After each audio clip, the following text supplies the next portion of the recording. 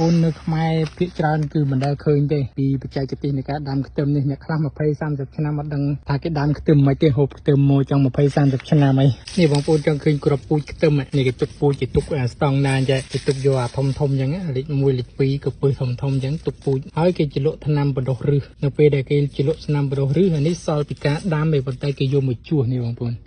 នេះគេកំពុងតែជួសនៅពេលដែលគេទុកពូជអញ្ចឹងនៅពេលដែលមានកន្លែងខ្លះវាអត់ដុះកន្លែងខ្លះដុះអត់ស្អាតអញ្ចឹងគេជួសនេះសកម្មភាពគាត់កំពុងតែដើរជួសនេះខ្ទឹមគេដាំស្រែធំអញ្ចឹងហើយគេដើរជួសនេះបងប្អូនក៏អត់ដុះអាខ្លះដុះមកនេះដុះយ៉ាងក្របចាពីក្របអញ្ចឹងគេដើរគៀវាចេញឲ្យវាចេញក្រៅប្រហោងយ៉ាងហ្នឹងប៉ុន្តែគេមានឧបករណ៍គេសម្រាប់គៀចេញប៉ុន្តែខ្ញុំគាត់តែធ្វើឲ្យបងប្អូនមើលទេតែខ្លះវាអត់ដុះនេះនេះឥឡូវនេះអត់អញ្ចឹងគេយកមកដាំគេទុកពូជដើម្បីដាំអញ្ចឹងគេដាំអញ្ចឹងបងប្អូនមើលចុះដុះគ្រប់សឹងគ្រប់ទាំងអស់ខ្ញុំគាត់ថាគេដើរមើលវាមួយសាទៀតពេលគេដាំហើយពេលវាដុះបានតែប៉ុណ្្នឹងអញ្ចឹងណាមិនស្អាតទេប៉ុណ្្នឹងប្រមូលបានរាប់ពាន់ដុល្លារខ្ទឹម1គីឡូនៅក្នុងប្រទេសកូរ៉េ1គីឡូប្រហែលជា7-8ដុល្លារបងប្អូនហើយខ្ញុំឲ្យបងប្អូនមើលប្រព័ន្ធទឹកពេលគេតមកគេតអញ្ចឹងគេតមេមកមួយមកហើយគេប្រើអានេះស្រោចស្រពវាវិលជុំវិញនឹងទាំងអស់វិលជុំវិញហើយគេមានចន្លោះគេខាងនោះមួយខាងនេះមួយនោះមួយចិត្តគ្នាអញ្ចឹងទៅវាមកទឹកនឹងសាយដល់ហើយការស្រោចស្រពរបស់គេស្រោចស្រពតែខាងលើនេះទេអត់មានរៀបចំនៅខាងក្រោមទេហ្នឹងហើយគេរៀបចំនៅគេដើរជួសជុលហើយនឹងដើរមើលវានេះខ្លាំងចែវាដុះចែវាដុះមកទូលថងអញ្ចឹងបងប្អូននៅខ្មែរភាគច្រើនគឺមិនដែលឃើញទេ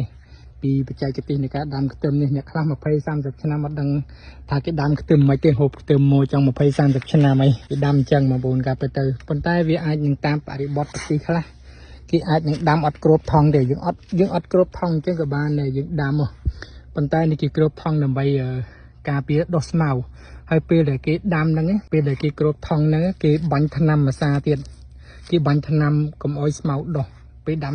បាញ់ថ្នាំកុំឲ្យស្មៅដុះជាមួយនឹងការគ្របថងហ្នឹងហើយនេះបងប្អូនឃើញពេល